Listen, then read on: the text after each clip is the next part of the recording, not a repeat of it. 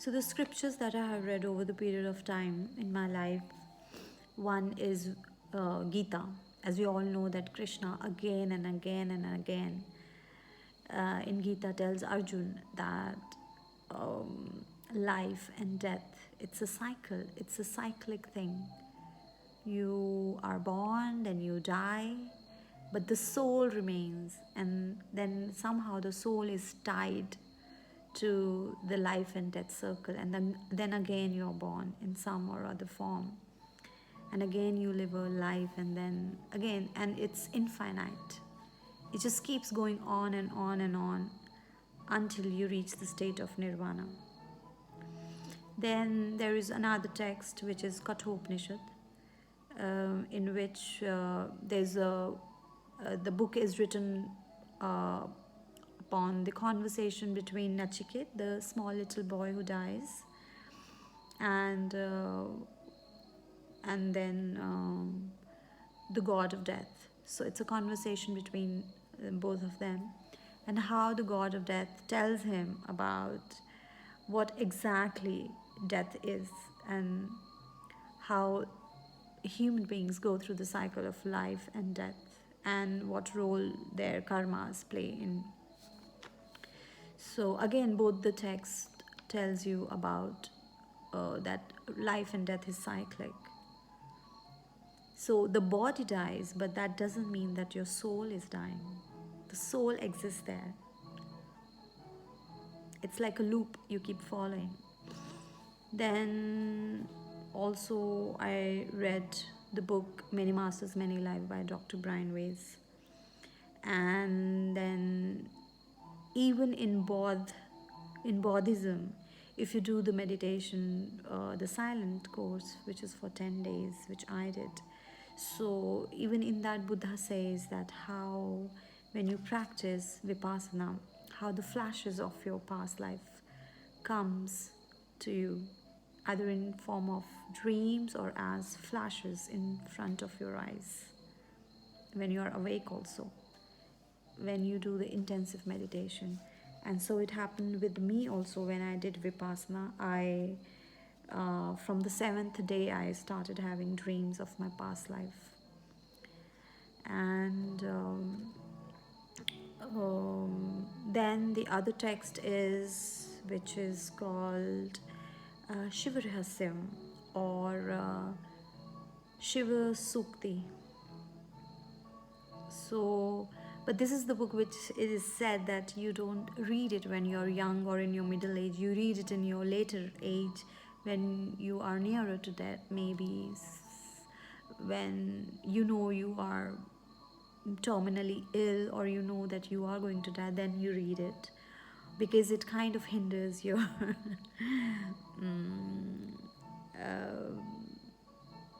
your living a fulfilled life, maybe.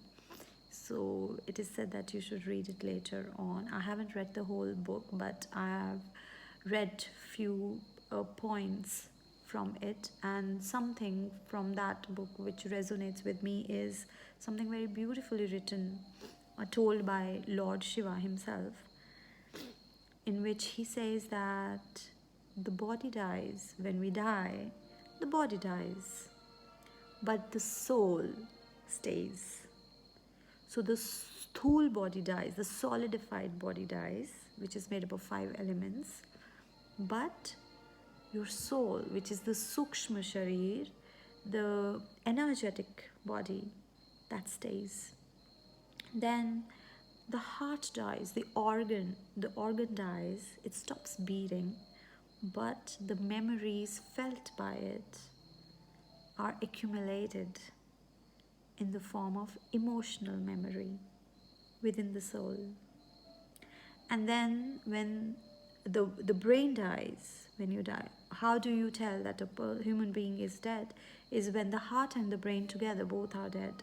So when the brain dies, the organ dies, but all the information, all the intellect, all the wisdom accumulated by it still stays within the sukshma sharir, which is the energetic body, the soul. and then it is passed on and on. But when you're born again in a new body, you might remember it, might not remember it.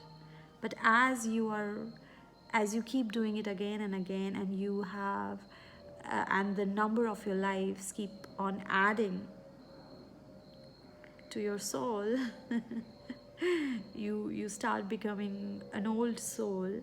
Somewhere the memories start lingering around. It's like hoarding the memories, the intellect as well as the emotional memories. So that depends. That even I don't know much about it, but and I can say that for myself because I feel I'm very old soul. I feel like I must have lived at least 80,000 lives. I don't know, something, that's how I feel. So these are the texts. I have also written it uh, in the below my video. You can see I have written the name of the text. Even you guys can also read it, and if resonates with you, if it helps you. So these are the things that I have, and also life experiences. Like one of my friend, when she was still 5 years old, she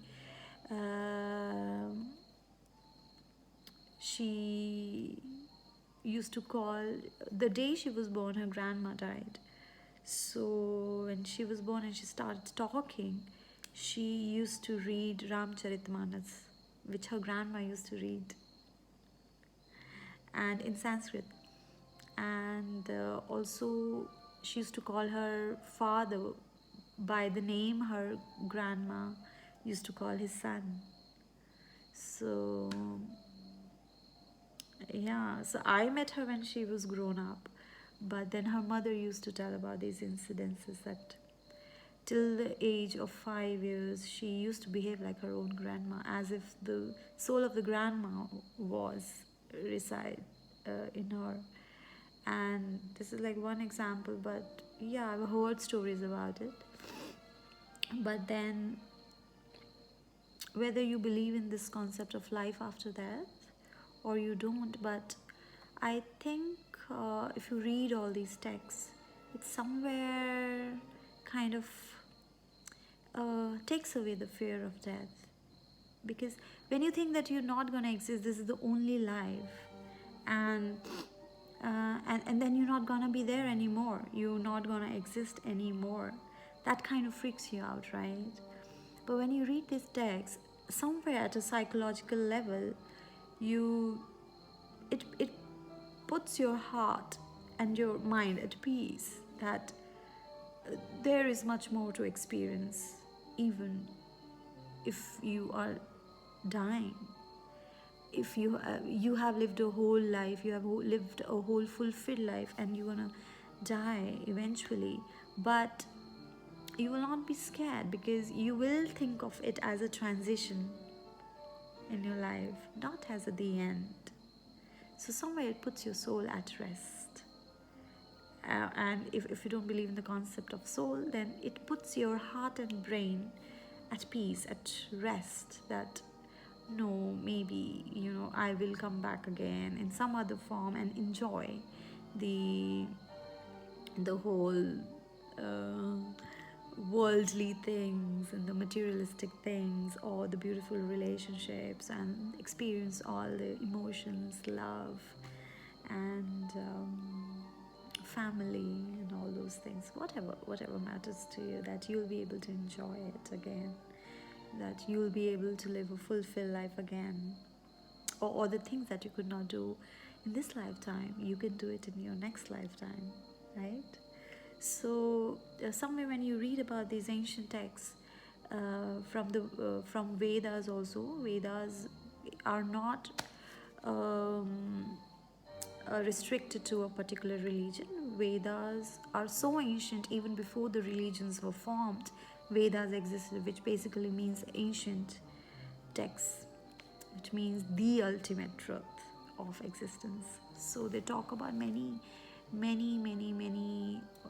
subjects, about many areas of existence of this planet, on this, about this planet, off this planet, and a lot of rules about the universal laws or the existential laws, and um, yeah, and so many things. So the poem that I have written, Fear of Death, is inspired by all these texts and by my personal experience when I was doing Vipassana. And yeah, and even in general life, even before Vipassana, I used to have these dreams of my past life. People who are close to me, like, they know. And when I see or meet some people, when I look at them, I can remember, get a memory that I have known them from past lives, and then the stories become so fresh that it starts coming back to me in form of dreams, or sometimes the visions also. I look at their personalities, their face, and I just know that how I have known them from my past life in the form of a story. It just comes to me. It's kind of weird, but yeah, it's something happens to me often. Alright, so I will now read, um, and I don't know if I should have said that, but I know that there must be people who are like me, who can, this, what I'm saying, can resonate with them, who also kind of have an access to their past life memories. So it's for them. And if you think, what is she saying? Just leave it. If it doesn't resonate with you, just leave it. It means it's not meant for you. So now I'll read out my poem to you guys. Fear of Death. So you think you're gonna die. Not just you. We all will. Some early, some later, will follow each other in the game of life and death. Some think life is so beautiful that a desire to linger around forever is shattered by inevitable. It's not fair. I still want to exist. Some think that the very same thought can crush them, as how much can explore one planet or one life. It's better to exit and not exist.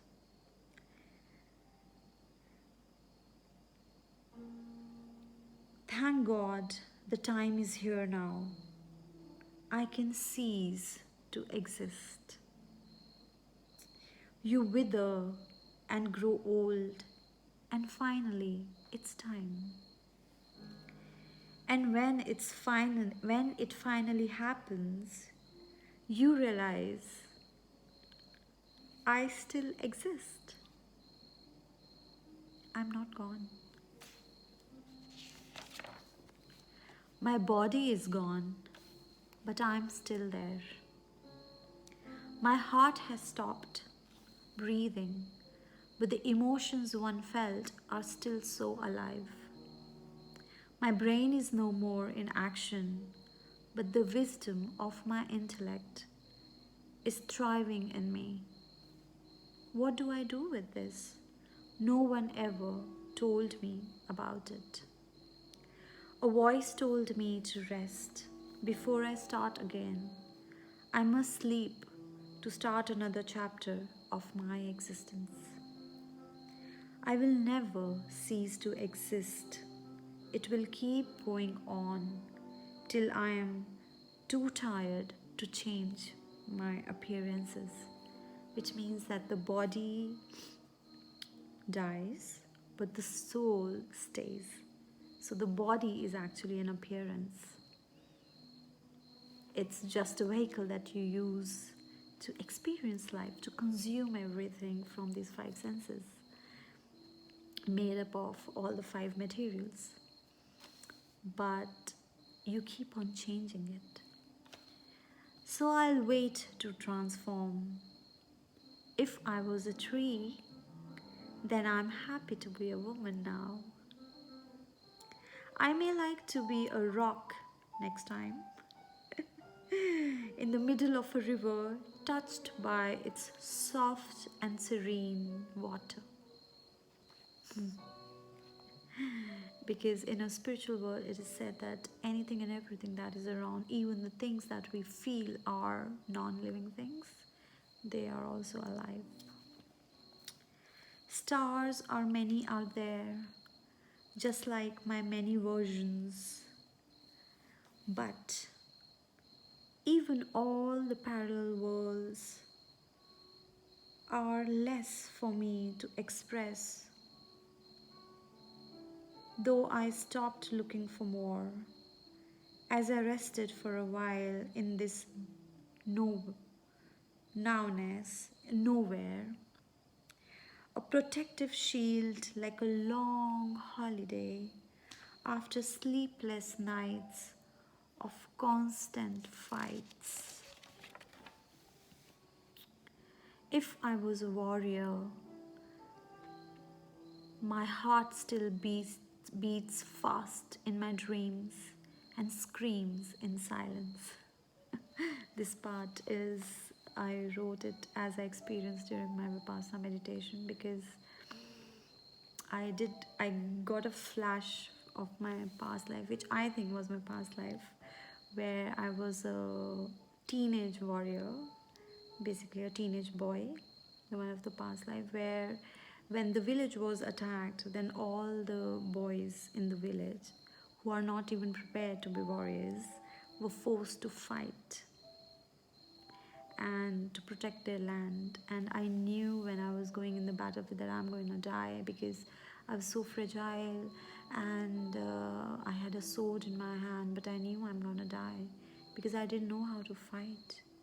And the fear was so intense, I can't tell you. And when I got this dream on the 7th day of my Vipassana, because I was getting flashes, some scary, some pleasant, all kinds, then this was a very unpleasant feeling, and I wanted to scream, but it was a dormitory where so many other people were also sleeping, and it was a silent course, so you can't forget about screaming. You can't even say a word or make any kind of noise. So I was just silently going through it.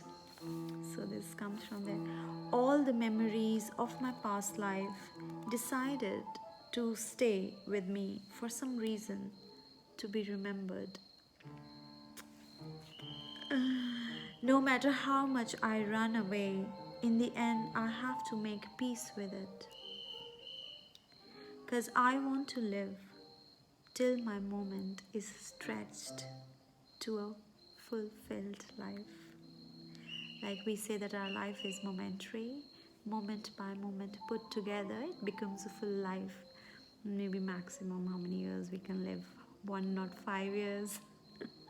Let's say 100 years, right? So it's like a moment stretched to 100 years.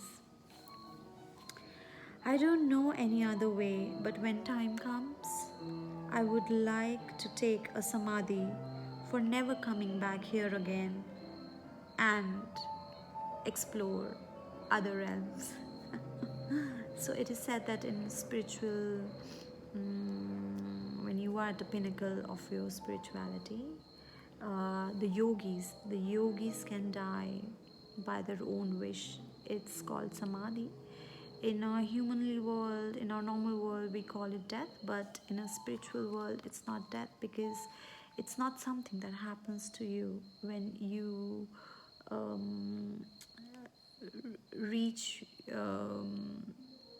when your Sahasrara opens and when you become a self-realized soul, then it is said that within 23 days you can leave your body at your wish. So that's what is called samadhi. So leaving the body at your wish, and when you do this, you are no more bound to the cycle of life and death. You are freed from it. then you can explore other realms by your own wish. You can experience multi-dimensions. You get an access to multi-dimensions. So you are not bound to one single universe or just a planet. And then, though it is sad as my end approaches, but I'm excited for the different new I have never known before. Though my time has come to die, but because this life will end, but I'm also at the same time excited to know something new, something that I haven't experienced before, something unknown. So for now, it's my goodbye as I make peace with the laws of existence and thanking for my beautiful lived life here with you. So it's a goodbye on my last days, on my deathbed. I'm presuming this is how I'm gonna say. So it's goodbye from me now. And I make peace with it, because if I was born as my dad has told me, as you're born, you have to die one day. Today or later. And or maybe half-lived life or a fulfilled lived life. But we all have to go from here. But don't leave without thanking for whatever, however, how much ever, however long you lived here with your loved ones. So be thankful for that, even on the last day of yours on this planet, on this land, in this body. Be thankful that you were given this experience. So take that experience, take those memories with you, and be prepared for the transition. So I hope if it brought you some peace, then I think it was worth it. It was worth it saying these words loud. Ciao, ciao for now.